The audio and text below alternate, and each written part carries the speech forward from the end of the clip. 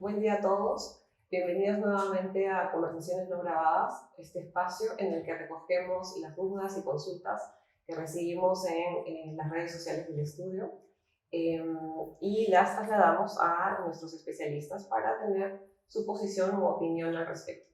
En esta oportunidad contamos con la participación del doctor Oscar Picón, a quien le agradecemos este espacio en su agenda. Muchas gracias, doctor.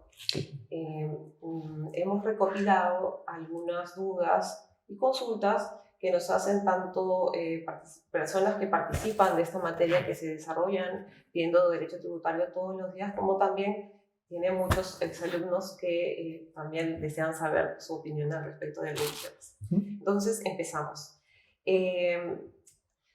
Se habla mucho actualmente de la posición del Estado peruano respecto de la negociación o renegociación de los contratos que firmó el gobierno en alguna oportunidad con X empresas o con otros estados incluso.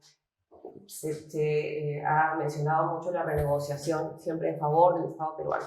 En esa lógica, ¿usted cree que tal y como van las cosas en el país, la orientación política además, podría haber algún ánimo de renegociar o de volver a conversar sobre los tratados de libre comercio que tenemos o los convenios de doble imposición que están vigentes? Es un buen tema porque, digamos, en principio, puntualmente los convenios de doble imposición son tratados internacionales que están por encima de la ley local y requerirían una aprobación del Congreso para una modificación.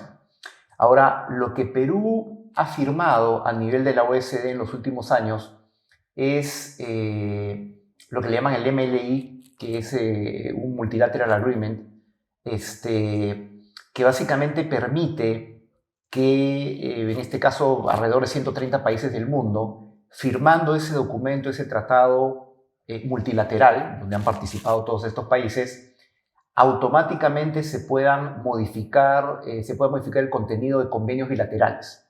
Entonces, ¿cuál es la lógica de esto?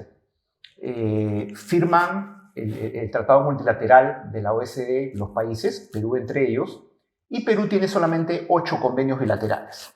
Entonces, en la medida que alguno de esos 8 países con los que Perú tiene convenio bilateral firme también el Multilateral Agreement, entonces existe la posibilidad de hablar de una renegociación o un cambio, más que renegociación, un cambio en estos convenios bilaterales.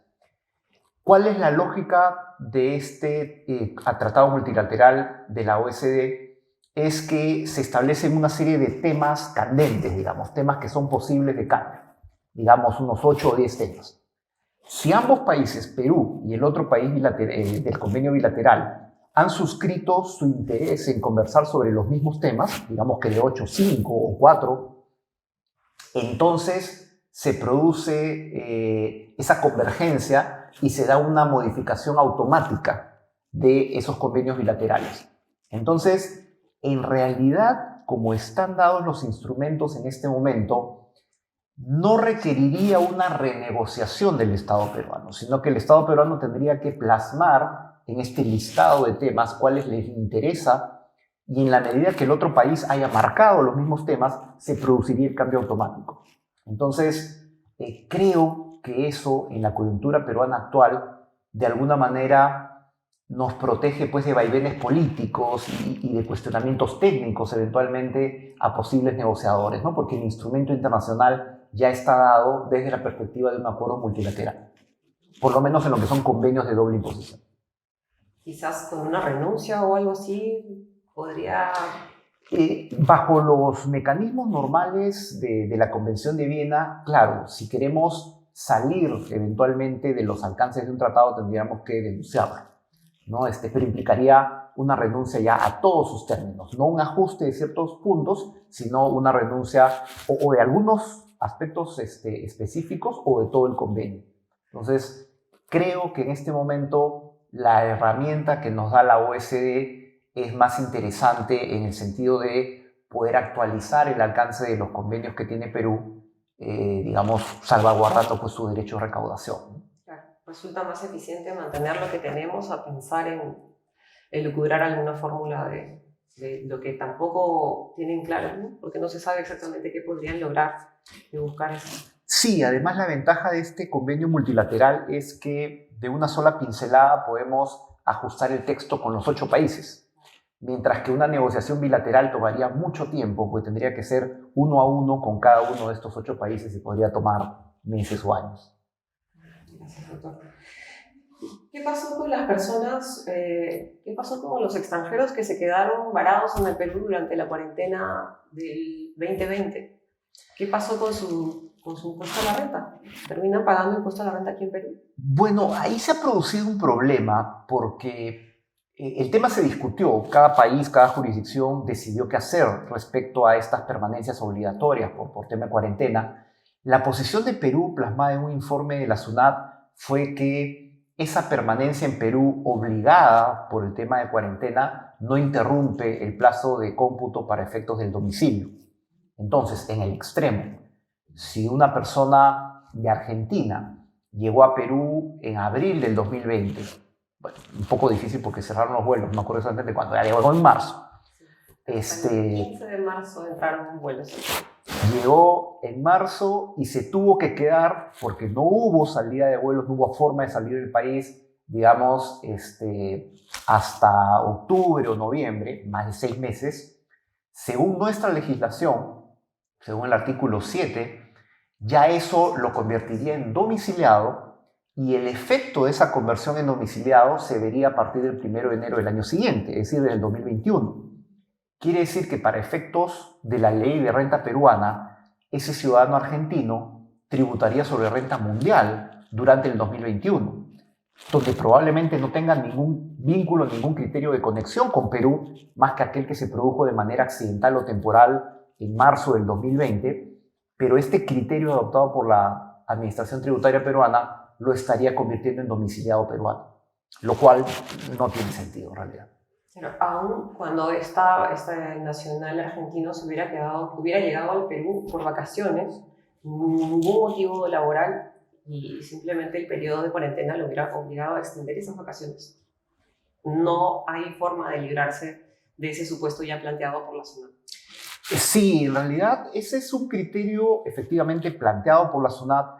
Yo creo que a nivel ya en un procedimiento administrativo, el Tribunal Fiscal creo que podría revertir un criterio como este, o el Poder Judicial inclusive.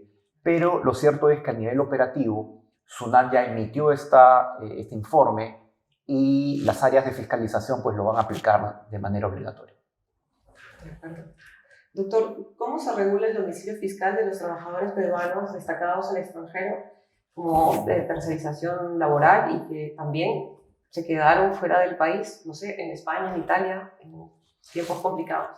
Es una figura parecida a la que comentamos hace un momento, pero a la inversa, ¿no? En este caso sería el peruano que salió del país y que producto de haberse ausentado más de 6 meses, más de 183 días de territorio peruano, se convertiría en no domiciliado a partir del 1 de enero del año siguiente. Entonces, aquí estaríamos en una situación similar a la descrita anteriormente. Digamos, ese ciudadano peruano que estuvo ausente durante todo el 2020, a partir del 2021 calificaría como no domiciliado. Y claro, en este caso, lo más probable es que esta persona sí genere rentas en Perú, sea por alquileres, por trabajo, por asesorías o por lo que sea, y sería entonces un no domiciliado generando rentas de fuente peruana, probablemente sujeto a una retención sobre ingresos de un 30%. Entonces, caeríamos en un absurdo, sí, carísimo, tributariamente carísimo. Y nuevamente por el mismo factor, pues, que no está reconociendo que ha habido una causa de fuerza mayor y que no ha sido, pues, un evento voluntario ni un criterio económico quedarse o ausentarse del país, en este caso por la pandemia. Lamentablemente, incluso en el Poder Judicial no han habido criterios uniformes respecto de si este periodo de cuarentena calza dentro del concepto de fortuito o fuerza mayor. Entiendo que hasta ahora no se ha sentado una posición firme al respecto. Sí, tenemos ahí una discusión. Yo espero que se aclare, espero que el Tribunal Fiscal pues asuma, se compre el protagonismo, eventualmente emite una resolución de observancia obligatoria para limpiar cualquier tema alrededor. Pero o sea, si lo comparamos incluso con lo que han hecho otros países, varios de ellos han optado justamente por no computar estos plazos de permanencia debido a la pandemia por ser una causal de fuerza mayor y no existir pues una voluntad de quedarse ni hacer negocios en un país determinado. Doctor, dadas las frecuentes relaciones comerciales que mantenemos con Chile, ¿cómo tributa la enajenación indirecta de acciones peruanas de un residente chileno, en congruencia con el CDI vigente? Bueno, el tema de las ganancias de capital está regulado normalmente en el artículo 13 de los convenios bilaterales. Entonces, este artículo 13 identifica una serie de supuestos para generar ganancia de capital. Venta de inmuebles, venta de maquinarias, venta de bienes que pertenecen a una oficina, etc. Y hay un último supuesto, dependiendo del convenio, puede ser el numeral 5 o 6, donde dice, y otros casos no regulados expresamente. Entonces, el convenio con Chile regula expresamente la enajenación directa de acciones, que es cuando se venden las acciones de una empresa constituida en Perú. Pero no tiene un supuesto específico para la enajenación indirecta, es decir, cuando la empresa chilena, por ejemplo, que es dueña de las acciones de una empresa peruana, vende las acciones de la empresa chilena. Se venden las acciones de una no domiciliada. Lo que ha dicho efectivamente SUNAT a través de un informe, que estoy de acuerdo en este caso con ese criterio, es, en el caso con Chile, como no hay un supuesto específico para enajenación indirecta, aplicamos el último numeral, el cajón desastre, que es otros casos. Y en otros casos, normalmente el criterio es grava el país de residencia. En este caso sería un inversionista chileno cuyas acciones son vendidas, pero este inversionista chileno había invertido en una empresa peruana. Al no estar regulada en el convenio con Chile la enajenación indirecta, gravaría solo Chile esa ganancia, ¿no? Por país de residencia. En la misma línea, doctor, la SUNAT publicó el informe 144-2021 analizando el supuesto de hecho generado por las inversiones de entidades colombianas en el Perú y la cláusula de no discriminación establecida en la decisión 578. ¿Coincide con las conclusiones a las que llegó la SUNAT sobre este supuesto? No, la verdad, a ver, el informe de SUNAT me parece que es un poco ambiguo. La decisión 578, en su artículo 18, no habla específicamente de no discriminación. Habla más que nada de un trato igualitario entre los domiciliados de un país y los domiciliados de los otros países comunitarios. Entonces, no menciona específicamente el tema no discriminación. Y esto es importante porque los convenios bilaterales, en su artículo 24, sí mencionan específicamente el trato no discriminatorio o la cláusula de no discriminación. Y es diferente. El trato es diferente en los bilaterales y en la decisión 578. La decisión 578 básicamente lo que trata de hacer es que la tributación aplicable a un ciudadano de Colombia que viene a Perú y que hace una actividad idéntica o similar a la de un peruano, tribute igual. Colombiano y peruano, boliviano y peruano, ecuatoriano y peruano, países comunitarios tributen igual. Y siendo creo que relativamente clara en ese sentido, claro, el artículo 18, la posición del informe de SUNAT es un poco ambigua porque siempre saca pues el cajón desastre, repite el texto de la norma y dice, viendo caso por caso y en la medida que se cumplan las condiciones, se aplicará este tratamiento. Pero no responde directamente, oye, si las condiciones son iguales y aplico el artículo 18, ¿tributo o no tributo? ¿Tributo igual, tributo diferente? Y creo que es lo que debió responder, ¿no? Sigue siendo la duda. Exacto. Entonces, yo particularmente, por lo menos como está planteada la pregunta, la consulta que se hace en este informe, yo entiendo que la respuesta debería ser sí, tributan igual, ¿no? O en este caso, están inafectos o están exonerados por el tratamiento igualitario, ¿no? Entonces, por eso me parece que el informe ha sido un poco ambiguo en ese sentido. Sí, doctor. Un youtuber italiano que genera contenido que es comentado por usuarios peruanos y que recibe sponsors de empresas peruanas, residente en un país que no tiene CDI con Perú, ¿debe pagar su impuesto a la renta aquí? ¿Qué tipo de renta y qué tasa usaría? Es una buena pregunta. A ver, ahí probablemente nos movamos entre las rentas de cuarta categoría, digamos el trabajo independiente, y lo que son los servicios digitales. Y la respuesta va a variar. En el caso de la renta independiente, la cuarta categoría, el criterio que tiene la ley peruana es: se graba en Perú en la medida que el servicio se haya prestado físicamente en Perú. Por lo tanto, si yo he utilizado internet o el teléfono o el fax o el telégrafo, lo que sea que haya utilizado para brindar el servicio, no habría tenido presencia física en Perú, no debería haber renta de fuente peruana. Pero si encajamos lo que hace el youtuber como un servicio digital y el usuario peruano es una empresa que deduce como gasto lo que le paga al youtuber, entonces estamos en presencia de un servicio digital y estamos en presencia de una retención por rentas de fuente peruana. Entonces va a depender mucho cómo se caracterice, cómo lo presta el youtuber en este caso y quién es su usuario o su receptor en Perú, ¿no? Si es una persona natural, no habría retención porque no está previsto en la norma. Si el usuario a quien se le emite un comprobante eventualmente por pagar, por acceder a este contenido, es una empresa, ahí podríamos estar hablando de servicios digitales. Doctor, si una persona natural peruana decide tener un perfil de Instagram para difundir las fotos de sus mascotas y es seguida por 200 o 300.000 personas, por lo que empieza a recibir regalos de tiendas especializadas a cambio de que sus mascotas usen estos productos y cuelguen las fotografías, ¿esta persona debería pagar impuesto a la renta sobre el valor de los bienes recibidos? Que no son menores, entre bolsas de comida que van por encima de los 300 soles, souvenirs, etcétera, podemos estar hablando de 5.000 soles o más. Sí, ahí si hablamos de una persona natural, vamos a movernos básicamente en el esquema de la renta-producto. Entonces, nuevamente habría que plantearse, esta persona, digamos, que ha publicado esas fotos, lo ha hecho como cualquiera que utiliza sus redes sociales, con un afán, digamos, no lucrativo, sino simplemente de compartir información acerca de sus preferencias, de sus gustos, de sus mascotas.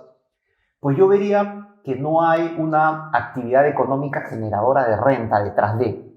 Y me parece que lo que eventualmente le donen o le regalen, debido a que tiene mucha gente que visita su plataforma, su web o las redes que utiliza, no debería ser considerado renta. Ahora, si esta persona convierte en un medio de vida y de generación de ingresos este tipo de contenidos y de publicaciones, y eventualmente ya, digamos, invierte, pues no sé, con ciertos bienes de capital, como una cámara, como buenas luces, como, no sé, eventualmente para optimizar los contenidos. Producción detrás. Exacto. Probablemente estemos hablando de una actividad empresarial. Entonces, yo creo que va a depender mucho de la forma como se desarrolle esta actividad. En principio, digamos, si es simplemente la publicación de mis mascotas, yo creo que no habría un concepto de renta-producto. O sea, tendría que dar un paso más allá para convertirlo en una actividad lucrativa. ¿En qué momento deja de ser una persona natural con este ánimo de compartir las fotos de sus mascotas a ser un influencer? Es un tema, es una línea gris delgada, porque es lo mismo que ocurre con la cuarta y la tercera categoría, ¿no? ¿En qué momento la persona natural deja de brindar sus servicios, digamos, únicamente con su fuerza laboral, con sus ganas de hacer las cosas y su capacidad, y se convierte en un microempresario o en una empresa unipersonal? Y el esquema de tributación cambia radicalmente. Entonces, yo creo que vamos ahí a cambiar dependiendo mucho de las características, pero va a ser siempre un análisis subjetivo. Probablemente tendríamos que tomar en cuenta el nivel de ingresos, tendríamos que tomar en cuenta la cantidad de horas que le dedica al día, tendríamos que tomar en cuenta si es que hay una inversión de capital asociada a esta producción, digamos, que hace el influencer. Tendríamos que tener en cuenta si cuenta con personal auxiliar que le apoye en el desarrollo de estos videos o fotos o producción en general. Y todo eso eventualmente podría llevarnos a decir, no, esta persona en realidad ya pasó del ámbito netamente personal, no lucrativo, y está haciendo negocio con esto, ¿no? Pero va a ser siempre, hay una cuota subjetiva muy fuerte. Eso es algo que van a tener que considerar todas las personas que van por ahí sumando más seguidores en sus cuentas de redes sociales. Si no, la SUNAT nos va a visitar pronto. Doctor, ¿cuán relevante es la información que nos ha dado esto de los Pandora Papers? Es un tema cuestionable. A ver, básicamente lo que han dicho es que muchas personas han recurrido al uso de empresas en paraísos fiscales. O sea, ese es el gran pecado, ese es el gran tema que está detrás de esto. No suena a los Panama Papers. Exacto, ¿no? Ahora, no es un problema en sí, no es un problema per se, tener una empresa o tener una cuenta bancaria afuera. El problema es cómo se originó el dinero que va a esa cuenta. Obviamente, si el dinero viene del narcotráfico, de la actividad ilegal, viene de tema de corrupción, viene de tema de venta de armas, pues por supuesto que eso está prohibido, eso debe estar penalizado y castigado. Pero si es finalmente, no sé, el producto de la venta de una casa que recibí como herencia y que simplemente no quise tener en Perú en dólares porque tengo algún tipo de cuestionamiento sobre la volatilidad del mercado, etc., y lo mandé a una cuenta en Estados Unidos o en Panamá y utilicé como vehículo una empresa constituida en alguno de esos países o en alguna jurisdicción fuera, pues no tiene nada de malo. O sea, mientras yo pueda explicar el origen, por sí mismo el tener la cuenta o tener la empresa no debería ser un problema.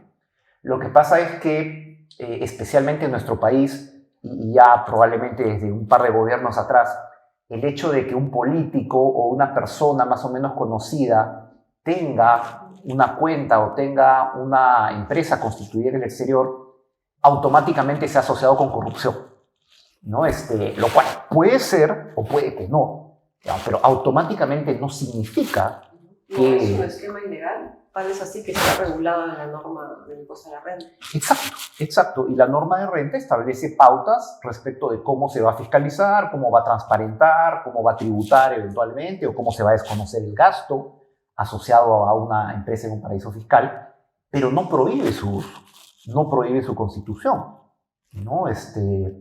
Eventualmente, nuevamente, el tener la empresa o tener la cuenta por sí mismo no implica algo malo o algo ilegal, ¿no? Lo que está detrás de seguramente lo que nos va a llevar a esa respuesta. La SUNAT tendrá entonces un gran trabajo para determinar dentro del listado de personas y empresas que están señaladas en este reporte, cuál sería el tratamiento correcto, porque entiendo que también funcionarán las reglas del no domiciliado y del domiciliado. Sí, sí, es correcto, efectivamente, y es una medida que además se complementa con las que ha dado la OSD sobre los intercambios automáticos de información financiera. Entonces, efectivamente, si yo soy un domiciliado en Perú, de pronto descubren, porque nunca lo dije, que tengo una cuenta en Panamá que me ha venido generando intereses durante los últimos 5 años. Si yo no he declarado esos intereses siendo ciudadano peruano, he omitido rentas. Bueno, le debo obviamente al fisco los tributos, más las multas, pero eso no me hace un delincuente, ¿no? Entonces, el tema ahí habrá que verlo caso por caso, seguramente. Sí, doctor. Doctor, el Fondo Monetario Internacional publicó hace poco un artículo que denominó "La recuperación mundial continúa, pero ha perdido ímpetu y la incertidumbre ha aumentado". En este artículo analiza 3 ítems importantes: la perspectiva política mundial, la amenaza de la inflación y la investigación e innovación como modo de generar una nueva visión de ingresos a nivel mundial.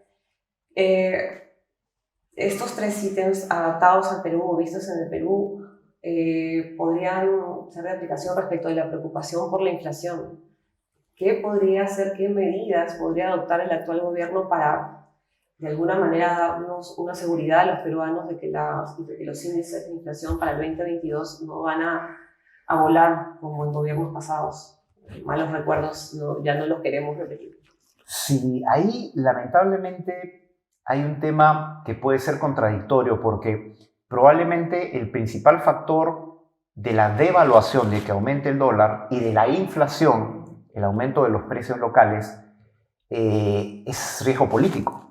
Entonces, y es un riesgo asociado precisamente al gobierno.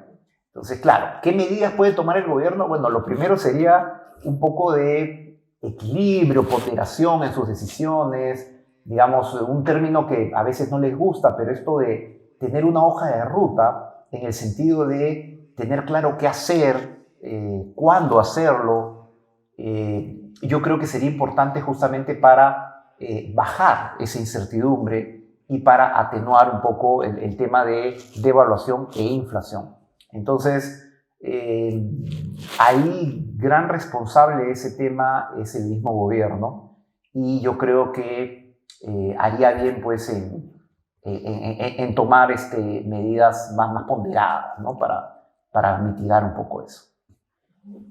En ese estrés que vivimos los peruanos, ya hablando todos los días sobre temas tributarios, tenemos en mente este proyecto de la delegación de facultades para regular materia tributaria. ¿Con qué ojos ve el desarrollo de los temas que ya están en el proyecto de ley que todos hemos podido revisar? ¿Es el momento para plantear esta serie de reformas? Es un buen punto. A ver, si partimos de aspectos básicos, Perú es un país sumamente informal. Digamos, está ausente de tributación, está ausente de regulación, ausente del mercado laboral, entre un 75 y un 80% de la economía. Eso quiere decir que pagamos impuestos entre un 20 y un 25% de la población, digamos, de la economía en general. Entonces, yo sé que hay muchas medidas que pueden mejorar la recaudación, pero uno de los grandes temas es, uno, ¿para qué quiero mejorar la recaudación? O sea, quiero obtener más dinero a través de SUNAT para pagar más programas sociales que en buena cuenta son gasto principalmente, o sea, regalar dinero, regalar cosas, crear empleo temporal, que no es la forma de generar desarrollo e inversión, sino que es, exacto, que es mitigar de manera inmediata, pero mitigar, pues, obviamente, requiero recursos para eso. Entonces, quiero incrementar de inmediato la recaudación simplemente para seguir pagando estos programas.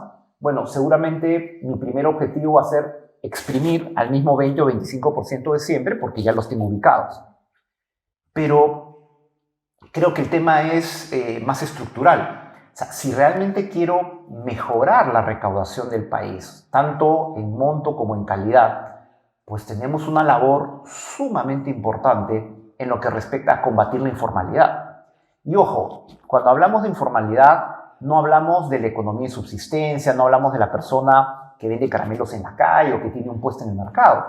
Hablamos de la mega informalidad que deja de pagar miles de millones de dólares al año. Hablamos de minería, hablamos de contrabando, hablamos de tala informal, hablamos de pesca informal, hablamos de construcción informal, donde se mueven nuevamente miles de millones de dólares. Entonces, si eso eventualmente se enfrenta de manera responsable, con un plan, digamos, de mediano plazo, porque no se va a cambiar en un día, yo creo que podríamos mejorar la recaudación tanto en cantidad como en calidad. Entonces, los proyectos que he visto apuntan al primer tema. O sea, ¿cómo hago para recaudar más de manera inmediata? Seguramente con el mismo 20 o 25%. Honestamente, no recuerdo haber visto una medida que apunte a combatir esta informalidad, que creo que es un tema más estructural. ¿No? Y el gran temor, conversándolo también con nuestros participantes en las redes, es, ¿podría pasar lo que ocurrió en Colombia? ¿En el sentido de las revueltas? Sí. El descontento ahora mismo es grande.